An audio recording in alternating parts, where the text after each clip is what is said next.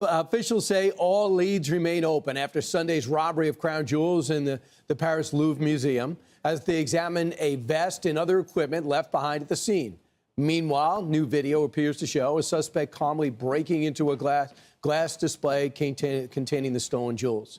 So let's bring in former FBI special agent and the founder of the FBI's National Crime Team, Robert Whitman. Robert, what are your thoughts about how this was done besides the national embarrassment that France is feeling right now? Good morning, Brian. Thanks for having me on. It was a heinous crime, very audacious. The fact that it happened at 9:30 in the morning when the museum was open on Sunday morning, the fact that these guys were wearing these high visibility yellow vests to make themselves look like they were workers at the museum, all of that played together to allow them to get into the museum and do what they were doing. It was well thought out. I think there was a lot of planning that went in. They had to get equipment for this heist, but ultimately the execution wasn't all that great. Basically, Brian, if you're going to commit a crime, the only way to get away with it is by, one, doing it by yourself, two, telling no one what happened, and three, leaving no evidence. If you do that, it's very tough to catch people. In this case, they did all the opposites. There was 4 guys involved, possibly 3 or 4 guys involved. They left a lot of forensic evidence, all that material left behind. And I'm guaranteeing you, because of the way they did this, they're telling people that they did it, and they're bragging. Really? So ultimately, I have faith that they're going to get caught. So plus the scooters or motorcycles, whatever it is. It's a mystery. Evidently, there's a Regent diamond there worth $60 million. They could have grabbed that, too. Yet they were specific on what they wanted, and they got 7 of the 8 things they were targeting. Does that tell you anything as an investigator? Well, it tells me that they didn't have time to get to the Regent diamond. They were usually in these cases. It's speed. It's very much all about speed. And I've had cases where individuals went in, stole paintings from museums and jewelry and things of that nature, and they try to get in and out as quickly as possible because they don't want to get caught, by the police responding. The alarms did go off, and there was a response from the museum security personnel. So it wasn't like nothing happened. And they had to get out very quickly. That's why they dropped one of the crowns. The crown of Eugenie, which was the wife of Napoleon III. They actually dropped it on the ground and damaged it, so they couldn't take it with them. So, quick question: that shows that they were in a big hurry. Security on the scene. They get there and they want to protect the museum goers instead of going after the jewel thieves. Was that a smart move? Well, that's what they're trained to do. Museum security individuals are trained to really, protect life. Property is one thing, and property is valuable, and it has a financial value to it and a historical value, but people's lives are most important. So no property is worth someone's life. So and in this case like this, they did the right thing. So, Robert, if someone's going to case the place, they might be on some video footage of cameras that might be in there. Who came over and over again, day after day, to check it out? Who rented the big basket crane that they used? Who rented the I remember the 93 bombing, they found out who rented the truck, and that's how they were able to find those guys. Does this mean anything to you? There's been a rash of high-end jewelry heists from museums in Germany, Netherlands, and the Natural History Museum in Paris recently. Do you think that there could be a connection worth exploiting there? I think the Natural History Museum heist could be a connection. And the reason for that is because a lot of the MO, the modus operandi, was similar to this heist. So I would definitely be looking at that. But you're absolutely right. All of this equipment and material that they used, somehow it was bought or rented. I had a case I worked on in Milwaukee involving a Stradivarius violin that was stolen from the concertmaster of the symphony. And interestingly enough, they used a taser when they stole it. So we were able to crack that case by finding out who had bought tasers in that area in the months before the heist. So as a result, it showed us who actually was involved. So this is the same thing. All this material is coming from somewhere. Somebody bought those cutters, and we're going to find out who. And lastly, do you think we're going to get the guys? I really do. At the FBI, I worked with the French police quite often, and there's a group in Paris called the BRB, and that's the Brigade Against Bandits. and they're professionals. They're very good at what they do. And what's even more interesting is they've got tendrils all through Paris of informants, criminals that talk to them.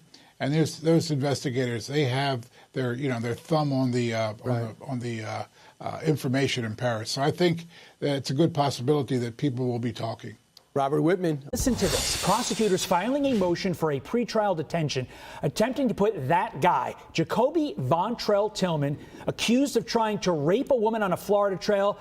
Prosecutors want to put him back in custody. Yeah, despite having a criminal history, he was released on just $9,500 bond, less than 48 hours after being arrested. He is expected to appear in court today. Here with us now is Florida Senator Ashley Moody. Senator Moody, why was this bail so low, especially in a tough-on-crime state like Florida? Something doesn't add up here. Yeah, it definitely doesn't add up. I can tell you the sheriff of that county is incensed. The people of that county cannot believe a judge would let a person like this out. Look, bond and detention decisions are generally based on two things. Is this person a danger to the community? Can we guarantee they're not going to hurt other people? And can we guarantee they'll show back up in court? You're generally looking at those two things. I can tell you, as a former prosecutor and judge myself, those are the things that it boils down to. And if you have a person like this who is accused of sexual battery, harming someone. I mean, the details of this case are incredible. Grabbed a woman, she was jogging, allegedly assaulted her. He's been in prison, and when they were looking for him, his mother was arranging for him to fly out of the state and get out of Dodge.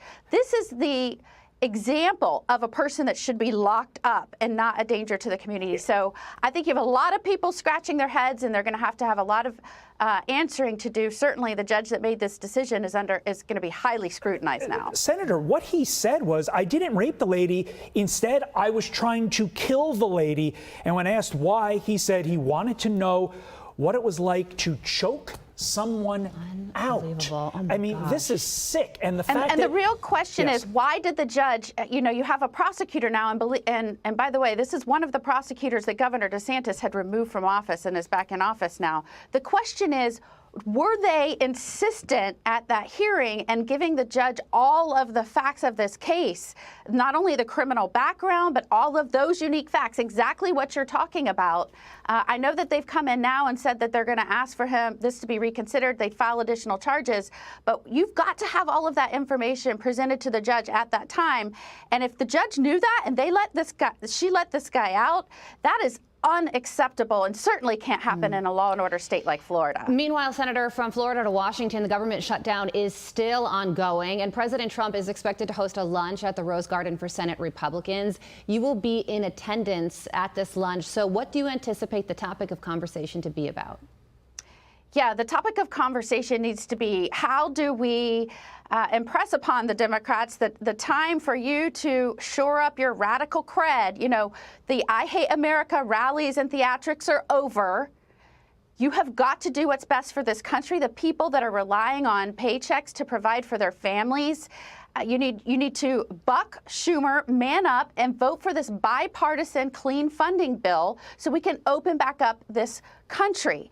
It is incredibly important that the Dems understand this is on them. We voted 11 times last night, the 11th vote, and they continue to keep this government shut down for nonsense to appease some radical base, and I assume so that Chuck Schumer can shore up his radical creds. That's 100%. But I want to get you on the record here. The nuclear option is being discussed. And for those of you who don't know, that would eliminate the filibuster and allow you guys to move forward with a simple majority, not the 60 votes that you currently need. Are you in favor of the nuclear option just to get this thing moving along and get this shutdown over? Well, as you know, we had to look at our rules because we had historic obstruction by the Democrats in terms of moving President Trump's nominations along. I can tell you that those discussions in terms of how we proceed and how we open back up this government are having. I know that leadership is saying that that's not something that they want to happen because on the other side of this, the Dems have a lot of things that they want to do that I believe would hurt this country if they did that. But those discussions are on the table, and many of my colleagues are having those discussions right now. Senator, thank you for joining us this morning. We hope you enjoyed the lunch, both the topic of conversation and the menu as well. Senator Ashley Moody from Florida, we appreciate it. Some of the very same things that they were concerned with their monarch in 1776 that we are concerned with our president. We are in an existential fight. We are not going back to post-revolutionary war. No kings. I'm not a king. I work my ass off to make our country great. That's all it is. Well, it was quite a weekend across the country with the No Kings rallies in Washington and elsewhere. Let's get reaction tonight from Fox News chief political analyst Britt Hume. Britt, good evening. What's your take on the overall effort and the result of the weekend? Well, the name of No Kings was kind of ridiculous. We don't have a king, as the president said, and if we did, it's not clear that protests like the No Kings rally would be permitted. This president, remember, came to power by running for election 3 times. His major program was put into place by a vote of democratically elected members of Congress. Kings don't have to worry about things like that, nor do they have to worry about the courts restraining them. So it's an absurd name. But on the other hand, they turned out a good crowd. I mean, in many cities there were, thousands and thousands of people turned out. If you looked at it, you might have thought it was a cross between the faculty lounge and the retirement home. But nonetheless, they're all voters. They count, and the fact that they turned out tells you something.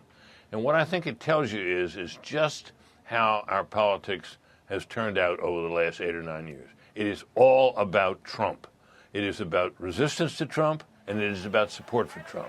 Support prevailed in 2016, resistance prevailed in 2020, and his support prevailed again in 2024, and it's still going on. Same battle, same guy. I've called him the political colossus of our time, but he is the issue.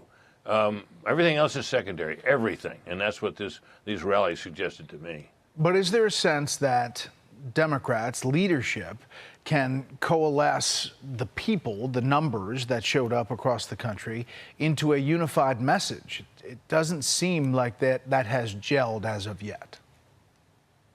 Well, I wonder about that because I think what the Democrats lack now is really a positive program. We're for this, this, and this, and we think people will support it, and here's why.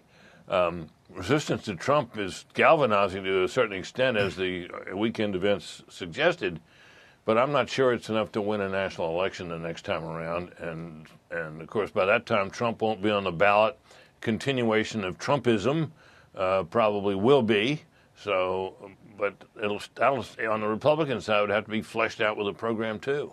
Yeah. Meantime, there are all these challenges to what President Trump and the administration are doing in the courts. And now you have the Ninth Circuit Court of Appeals coming out with this ruling about the National Guard going to Portland, Oregon. Judge Ryan Nelson, the concurrence, 3 instances of domestic unrest during the founding collectively of the tax results support the president's determination. In each example, the president federalized the militia to ensure that the law could be fully enforced, while early actions involved the enforcement of tax laws. The tradition they established applies equally to the enforcement of federal immigration laws today. Again, that was 2-1 from that panel. We're likely to see more of these battles in the courts, Britt. Yeah, and this one will be appealed to the full Ninth Circuit, which has a history of being pretty liberal, may overrule it. This is all going to end up in the Supreme Court, Brett. But what's important about this decision, I thought, was that this court made a distinction between the situation in Chicago, where the president has been halted by a court from deploying his forces there, and Portland. Portland has had some serious violence. That's why the Portland ICE office is boarded up, and it was shut down for several weeks. And the court found that the president sending forces there to protect that ICE office was a reasonable exercise of his constitutional authority. In the end, I think that may prevail, but there does seem to be a distinction between the two cities, which this court recognized. Yeah. Britt, as always,